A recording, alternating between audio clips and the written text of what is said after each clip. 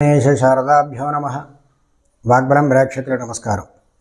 April నెలలో మిథున రాశి వారికి గోచార రీత్యా ఏ విధంగా ఉందని పరిశీలించే ముందు మీనంలో ఉన్నటువంటి రవిశనులు, మేషంలో శుక్రుడు, మిథునంలో గురుడు, సింహంలో కేతువు, అలాగే కన్యలో చంద్రుడు, కుంభంలో కుజుడు, బుధుడు, రాహు, ఈ విధంగా గ్రహస్థితిలో గోచార చక్రం ఈ విధంగా ఉంటే ఈ మాసంలో ఏ విధంగా ఉంటుంది మిథున రాశి వారికి అని ఆలోచించినట్లయితే, మిథున రాశి వారికి కొన్ని విషయాల్లో 2వ తేదీ నుంచి కూడా కొన్ని ఇబ్బందులు వచ్చేటువంటి పరిస్థితిగా కనపడుతోంది.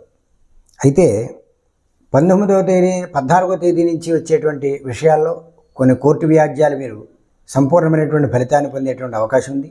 ప్రభుత్వానికి సంబంధించినటువంటి లోన్లు ఏవైతే పెట్టుకున్నారో అవి మీకు తొందరగా చేతికి అందేటువంటి అవకాశం ఉంది. ప్రభుత్వానికి సంబంధించినటువంటి పత్రాలు ఏవైతే ఉన్నాయో తొందరగా మీకు చేతికి అందుతాయి.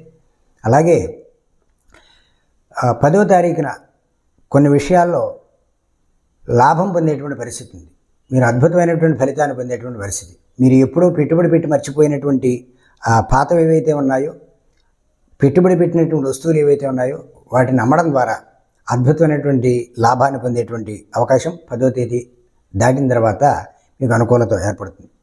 అలాగే 19వ తేదీ నుంచి కొన్ని విషయాల్లో అనానుకూలత ఏర్పడుతుంది. స్త్రీలతో వివాదం వచ్చేటువంటి అవకాశం ఉంది.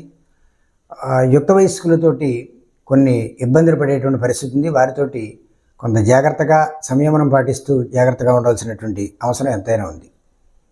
అలాగే ఈ 14వ తారీఖు తర్వాత వచ్చేటువంటి విషయాల్లో కొన్ని కోర్టు వ్యాజ్యాలు అనేటువంటివి వస్తాయి. అవి మీకు తెలియకుండానే మీ వైపు న్యాయం వచ్చి వాటిని కొట్టివేయడం జరుగుతుంది. ఇవి అతి సులభంగా జరిగేటువంటి, యాదృచ్ఛికంగా జరిగేటువంటి ఫలితంగా ఈ గోచార రీత్యా మిథున రాశి వారికి ఈ మాసంలో కనపడుతుంది. కాబట్టి మరింత అనుకూలమైనటువంటి పరిస్థితుల కోసం లక్ష్మీదేవి యొక్క ఆరాధన చేయడం, లక్ష్మీ సహస్ర పారాయణ చేయడం వల్ల మంచి ఫలితాలు లభించేటువంటి అవకాశం.